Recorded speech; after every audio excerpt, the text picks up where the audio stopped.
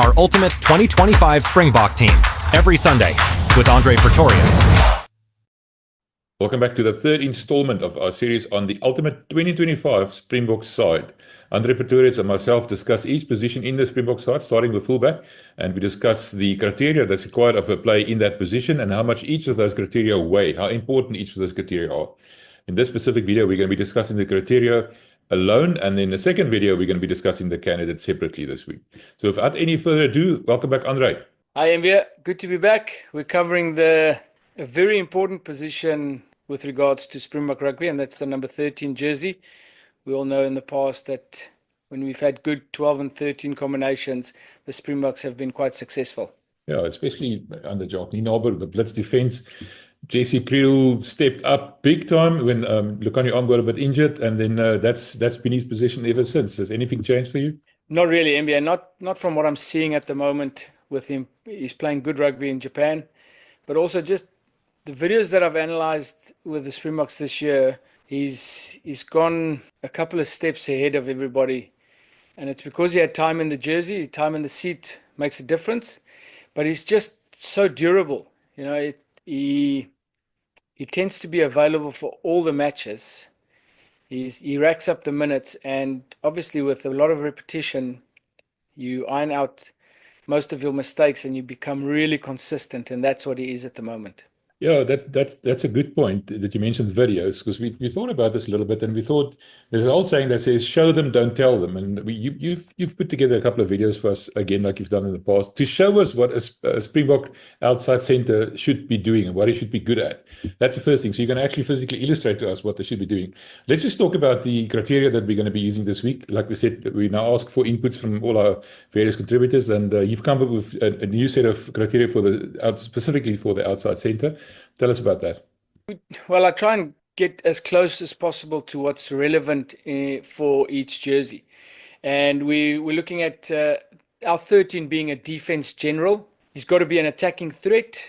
Good rugby IQ is needed. And then obviously a big work rate. When you play in a Springbok jersey, when you play at international level, a big work rate is needed. So those will be our four categories going forward. Just on the rugby IQ, we didn't bring it in any of the previous positions we discussed. Why is it so pertinent in this position specifically? I think when I had a look at what's important for the Springbok 13, the one thing that came up was he's continuously making decisions. And not that other positions aren't, but his decisions has a lot more bearing on results and events happening in the game, and the importance of events happening in the game. So, you know, I think Harry put it perfectly. They have a lock that misses a couple of lineouts, or he makes a couple of mistakes. That goes down the drain and they go and scrum, etc. But most of the time, when a 13 makes a crucial mistake, it leads to a try. It leads to you standing behind your post and you're 5 points down. So the decision making is a lot more important. And again, I'm not saying, you know, for the 15 and the 14, the decision making is not important. I just found when I was going through the criteria, the amount of decisions they have to make and make it on their own, I think the rugby IQ is important. So they need to work on both sides of the ball. They need to know what type of attack is important and when it's important. And the same with the defense, which is probably more important in a Springbok jersey. Now let's start with the defensive general. You said he has to be a defensive general, and that's quite a wide term. The boss in the backline, the guy who decides what's going to happen. And just briefly, the Springbok defense that you've referred to, the so-called blitz defense. Just explain to us briefly what that means and how important that. But you said it's important, but exactly what is his duty? What are his duties? The blitz defense has taken a couple of forms on in the last couple of years. You know, you get teams that have got a connected blitz that's just everybody's staying together, but they come off the line a lot quicker than a normal up and out defense. Then you get the blitz defense that's just rushing. A couple of years ago, Montpellier, if they were 5-on-2, only two defenders, they'd still blitz. You know, it's blitz at all costs. But the blitz defense of the box is kind of more an umbrella defense where your 13, your wings have got license to go in behind the line and close up shop for the attack.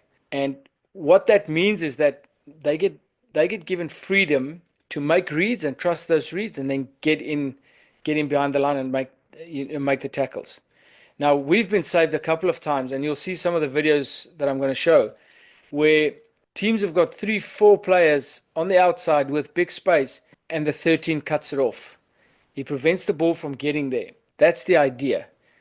What it also does is it puts that out the back player, it puts his skill set under pressure. So now there is space, there are numbers, but he needs to get the ball there with someone rushing onto him. And a lot of times that's a difficult pass to make. So I think in essence, our blitz defense is more a pressure defense from the outside, and we want to kind of cut off the passes 2 and 3, prevent them from getting 3 passes and going wide. Right, let's get to the videos. I'm quite excited about that. We're going to start with the defensive general side of it. The defense, what have you got for us? Defense general, if you look at our 13s at the moment, they're all physical. They need to be physical, and I don't think physicality in the manner that we talk about it as the number 12, but guys who can make dominant hits and who can be very aggressive and create chaos at rucks in the wide channels. Smart and understand, know when to, like we spoke about, when to shut, when to hold, when to defend out or switch. And the last one is just post-tackle pressure, ensuring that you can cause chaos at the ruck, get your forwards in position again to get set for the defense and be ready for that next one. The wide channel tackling is so important, but that second effort, getting up, and that second action, getting into the ruck, causing chaos, ensuring that you get set is just as important. Right, Mbia, here's the first one. Now, as I spoke to you, earlier, there will be times when you'll give them numbers, you'll give them space, but you'll cut them off. And this is a great example of that. Now, this is the Yokohama Eagles versus D-Rocks in Japan. And I know it's going to seem like a Jesse Creel masterclass, but Jesse had a great game, and a lot of the things that we spoke about, or we are going to speak about in the categories, will be shown in this. So, ball goes wide, and there you'll see Jesse's on the corner, and he's got 3 players on his outside with really big space to cover there. Now, what he does is he shoots out the line, closes that space, and while that ball is in the air, all of these players can chase across and cover that space. So he prevented that pass from happening, and they were forced to kick, basically. He got into the eye line of the 10. He knew if he passed that ball to Karevi, he makes that tackle.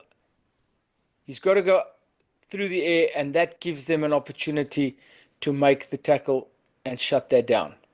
Now, if you look at it from the start, you would say that Yamaha they've got problems here. Yamaha's the yellow team.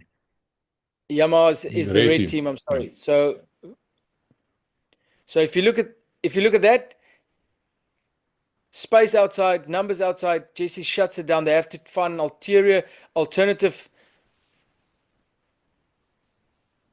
to getting a ball wide. They kick it, and they shut that down. So that's the first example I have of a 13 shutting down wide play, even though he's down on numbers and big space next to him. Next one, pretty similar, probably a better example. Again, you can see Jesse there. He's on the corner. And look at the amount of numbers D-Rocks have if that ball goes out the back. So what will happen is, if that ball goes out the back, this will be a hard line. This player here will have to bite in, which leaves Jesse on 10 and the rest of these players. And what he does, he goes into that space, he shuts down the outside, and the tackle's made right there. I saw the arms as well. That's part of it. Exactly. So he's trying to make himself bigger. But if I showed you that picture, and people had to bet money on, who's in trouble here, they would say that there's no way the yellow doesn't score from here, or at least get into the 22. And like you can see, he gets in the path, no bridge pass. He's got this man covered, and they shut that down. And that's part of his job. He needs to cut down wide plays, even though the opponents have got numbers over them. So those are two really good examples of what to do. Now the next one, now Lorenzo Julius is a fantastic player. This is and this is one of the things that he's probably going to have to work on if he wants to be a Bok starter or a consistent Bok performer, is how to cover that outside space. So in this, you can see him on the edge here. Also, Zebra has got numbers. Now, if you think about the videos I've just shown, Willie probably gets to that. Jesse probably gets to that man. He's Lorenzo jogging. He's jogging. He's not. So he's taken up all that space. They get the ball past him, and now he's chasing back. So he's gone all the way from up here, jogging to there, and now he's chasing. Whereas if he'd sprint back or sprint down the field, close that space early, they don't get this pass away, and he shuts that down, and they win all those meters. Now they're in trouble. Put the ball out the back. Mapimpi has to come in, and they got caught at the back. Right, MB, so I hope that makes sense on the importance of the 13 and how they have to close up attack shop and prevent the ball from getting wide. But that's not where their job stops. Once they get into tackles and they are in tackle situations, you want your 13 to be robust, aggressive, and cause chaos at rucks. And again, you'll see Jesse in the edge there. They get the offload away. As the ball goes down, he's in on the ball. He gets that ruck pressure and he slows the ball down. And it needs to come natural because it's in the wide areas. You want that ball to be as slow as possible so that you can get your defense on their feet and set for that next one, because this is the position that most defenses want the attack to get into so that you can get off the line. So we've showed one where Lorenzo Julius got it wrong, and with this wide channel tackling and the second action getting onto the rucks, this is a great example of what you want your 13 to do in those wide channels. So the first thing is you want to prevent that fend. See how he gets his arm over the fend, which means that once that fend comes in, he taps it down and he can successfully complete the tackle.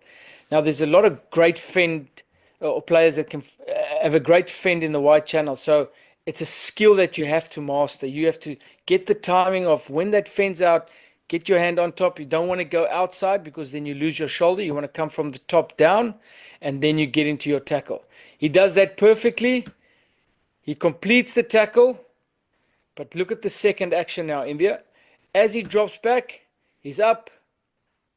And now he's getting wide ruck pressure. You'll see in the next, see how slow that ball is. Defense is set, and now you get into your next defensive set. What is wide ruck pressure that you refer to there? So it's because it's a ruck in the wide channels. Because it's wide ruck, it's a wide ruck, and there's a lot of backs involved. What happens a lot of times, some of the backs stand out, or the cleaning's not as effective. And if you can get some pressure on that ruck, sometimes you turn the ball over, or you just slow it down like we just saw, and you get your defense set for the next one. Well, so that's the defensive side where he needs to be a general, but the other side of a center, he needs to be a good attacker. And there's a very interesting saying that you told me before we started recording. Talk to me about that one. The 13 is the knife. He isn't the fork. He needs to cut. He needs to be able to make line breaks. And the video I'm going to show you of Jesse against Santori is exactly what I mean. So again, Mbia, I apologize that it's only clips from Jesse, but he's done so many good things in this game that's relevant to what we're speaking about. It's just so easy to use the clips that he provided. Jesse is the gold standard, Andre. What can we say? I mean, there's no denying it. So that's what everybody should aspire to, I think. That's true. And he's worked hard at his game. There's a reason why he's one of the best in the world at the moment. And, it's good to see him perform the way he does. So we've got a 6-man line out, 9 in front, forward at 9. Played off the top, out the back. And the thing is, MVA, he doesn't just break the line, he scores. He goes and finishes it. Now, if you look at the timing with which he hits this line, that's perfect. This defender didn't see him until he had the ball. And like I said, you get a lot of guys that break the line, but they don't finish it. He's got the ability to finish it. Speed. Superb try. Superb try. So that's the first thing. You need to be able to break the line, and that finish from Jesse, that's a bonus, but it's also a must. You need to be able to do that, and Jesse's got that for sure. On the next one is just, if you have an attacker like Jesse, you want him with ball in hand as much as possible. And with this one, you'll have a look. There's enough ruckers, balls available, keeps himself alive, and they can ask another question of the Suntory defense. So once that ball's available, he's there before 9, and have a look at how he fends off defenders, stays on his feet, giving these ruckers an opportunity to get to the ball before it gets stolen. And like I said, you want your guys like Jesse to get the ball as many times as possible to be an actual threat. I like a good old pick and go. Yeah, and I mean we've seen the legs on Jesse. I don't want to be the one to tackle him on the edges of rucks. Great example of Jesse again, just staying alive. Great decision to play the short ball. He gets an incomplete tackle, stays alive, and takes the ball further. He nearly scores off this one.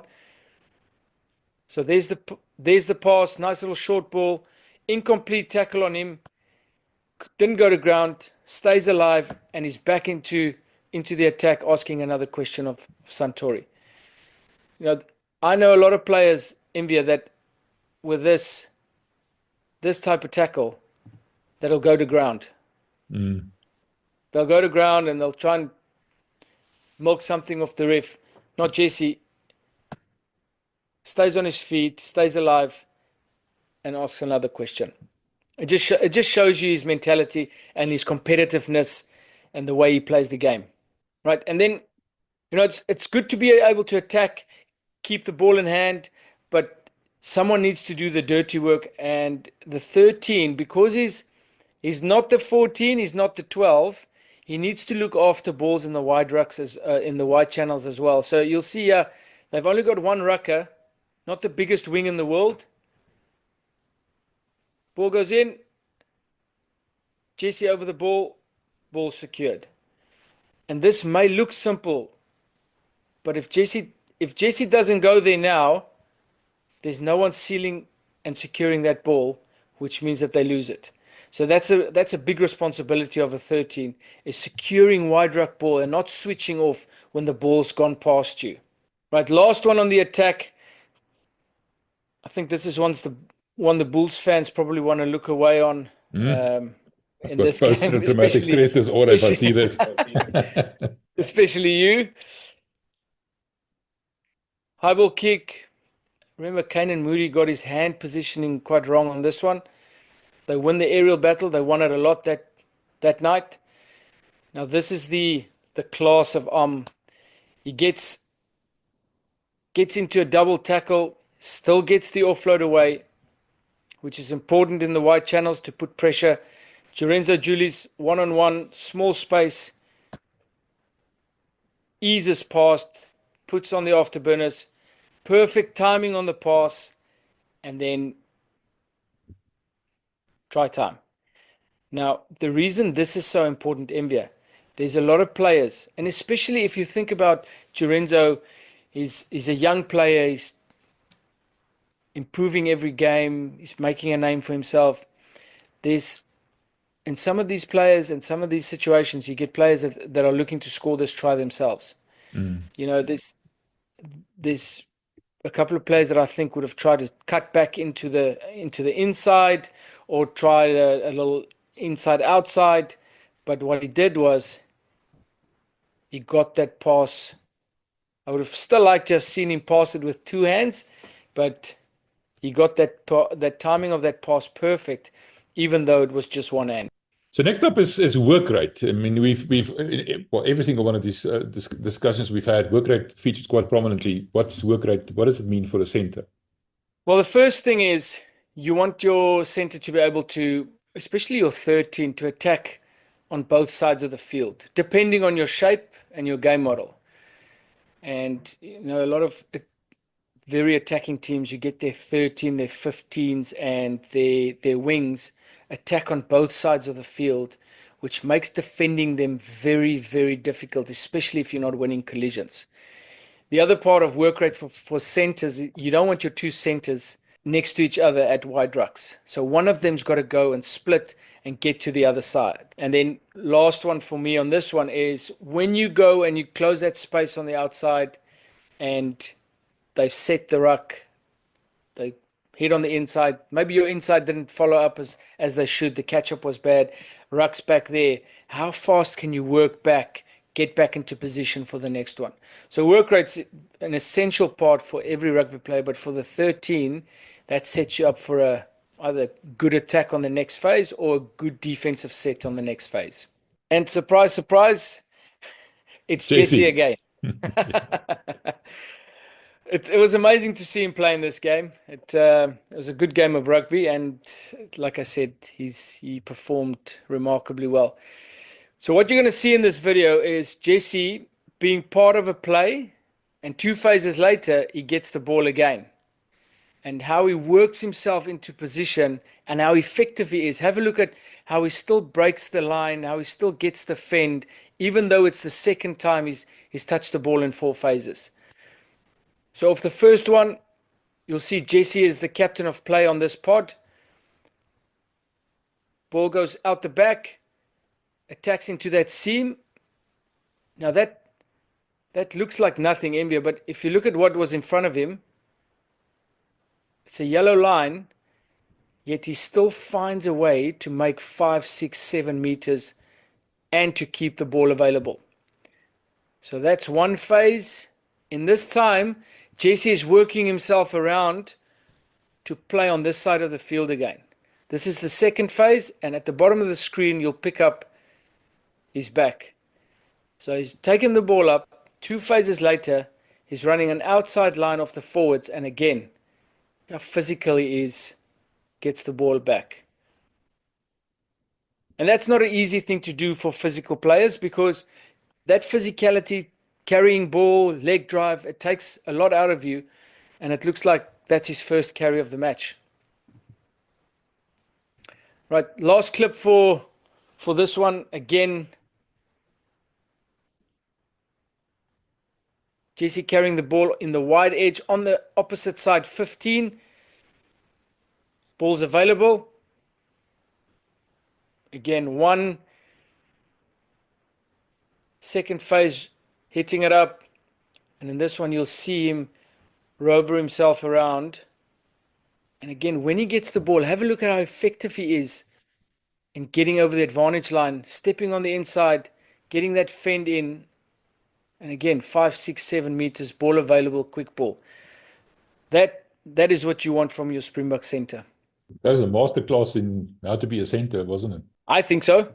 I think that's exactly what you want from your center. It gives you attacking options. It gives you ruck security on the outside. He causes chaos in the rucks when he can. He puts ruck pressure. He stays alive on attack. You can't ask for a lot more. Right, that's the end of part 1 of this discussion about outside centers. We understand now what's required of a Springbok outside center, how difficult it is. We've seen how good Jesse Crew is at it. So next up, we're going to be discussing the specific candidates that we've got in mind for the position in this Ultimate 2025 Springbok side. And I can tell you right now, we're going to be starting with Jesse Crew. So look out for that video. It's coming up soon. Our Ultimate 2025 Springbok team every Sunday with André Pretorius.